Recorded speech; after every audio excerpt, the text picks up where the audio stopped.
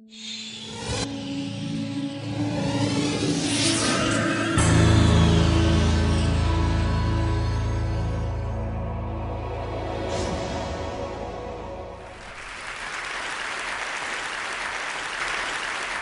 as long as I can remember, I have felt a very deep connection to animals and to the ocean.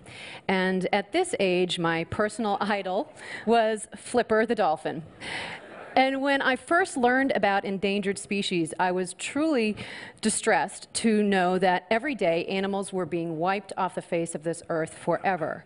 And I wanted to do something to help, but I always wondered, what could one person possibly do to make a difference? And it would be 30 years, but I would eventually get the answer to that question. When these heartbreaking images of oiled birds finally began to emerge from the Gulf of Mexico last year during the horrific BP oil spill, a German biologist by the name of Sylvia Gauss was quoted as saying, "We should just euthanize all oiled birds because studies have shown that fewer than 1% of them survive after being released." And I could not disagree more. And in addition, I believe that every oiled animal deserves a second chance at life. And I want to tell you why I feel so strongly about this.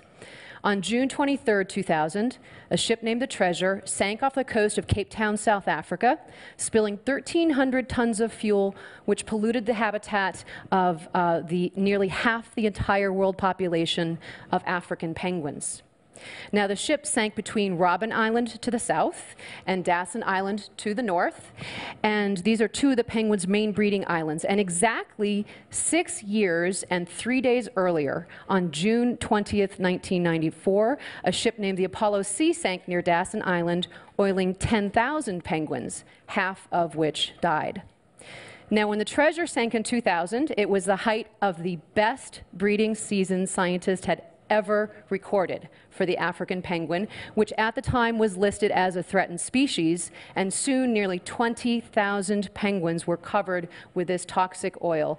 And the local seabird rescue center named Sandcob immediately launched a massive rescue operation, and this soon would become the largest animal rescue ever undertaken. Now, at the time, I was working down the street. I was a penguin aquarist at the New England Aquarium, and exactly 11 years ago yesterday, the phone rang in the penguin office, and with that call, my life would change forever. It was Estelle Vandermeer calling from Sandcob saying, "Please come help.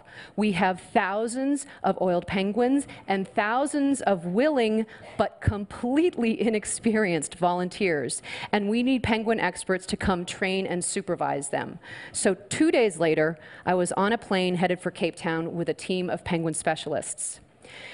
And the scene inside of this building was devastating and surreal. In fact, many people compared it to a war zone.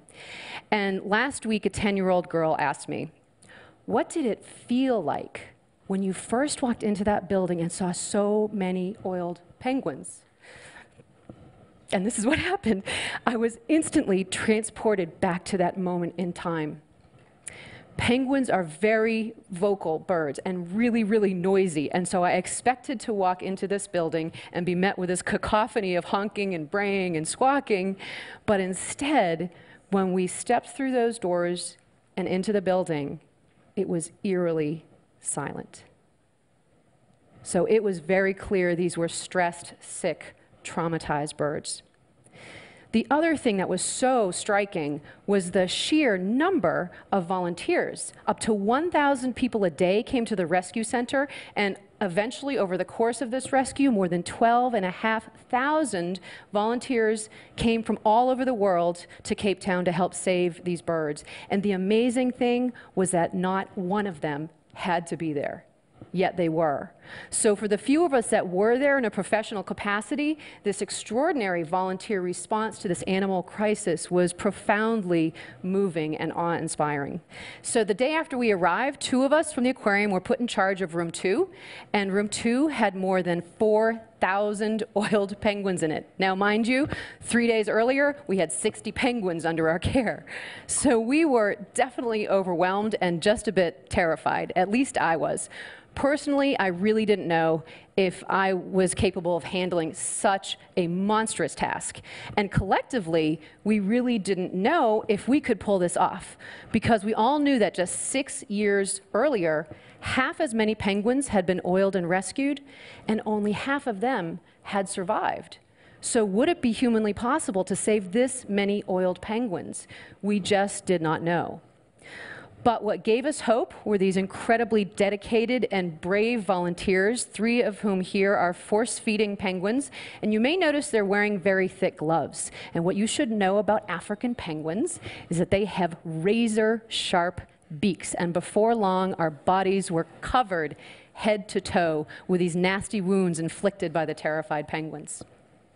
Now, the day after we arrived, a new crisis began to unfold. The oil slick was now moving north towards Dawson Island, and the rescuers despaired because they knew if the oil hit, it would not be possible to rescue any more oiled birds, and there really were no good solutions. But then finally, one of the researchers threw out this crazy idea. He said, okay, why don't we try and collect the birds at the greatest risk of getting oiled? They collected 20,000, and we'll ship them 500 miles up the coast to Port Elizabeth in these open-air trucks and release them into the clean waters there and let them swim back home. So... So 3 of those penguins, Peter, Pamela, and Percy, wore satellite tags, and the researchers crossed their fingers and hoped that by the time they got back home, the oil would be cleaned up from their islands. And luckily, the day they arrived, it was.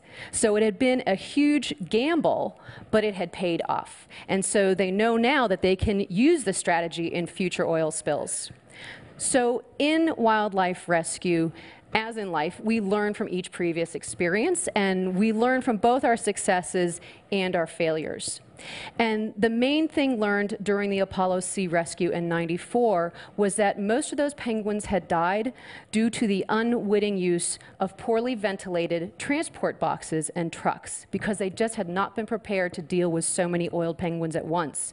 So in these 6 years between these 2 oil spills, they'd built thousands of these well-ventilated boxes, and as a result, during the treasure rescue, just 160 penguins died during the transport process, as opposed to 5,000.